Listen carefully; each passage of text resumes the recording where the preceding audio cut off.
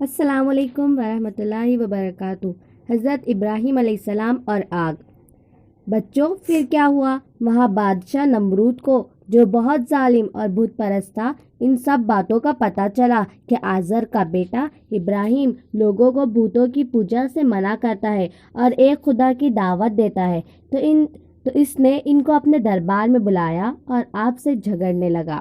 حضرت ابراہیم علیہ السلام نے فرمایا کہ میرے خدا تو وہی ہے جو مارتا بھی ہے اور جلاتا بھی ہے۔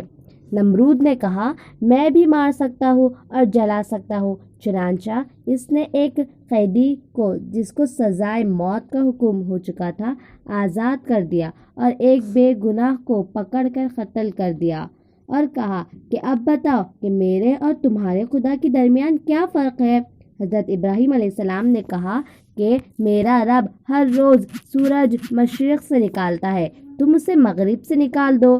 اس پر نمرود لاجواب ہو گیا اور حکم دیا کہ ابراہیم علیہ السلام کو زندہ جلا دیا جائے۔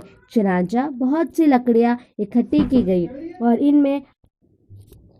ان میں آگ لگائی گئی۔ جب آگ بہت بھڑک اٹھی اور اس کے شعلے آسمان کی خبر لانے لگے تو حضرت ابراہیم علیہ السلام کو اس میں پھینک دیا گیا، مگر وہ آگ خدا کے حکم سے ٹھنڈی ہو گئی اور آپ کو آگ سے کوئی تکلیف نہیں پہنچی۔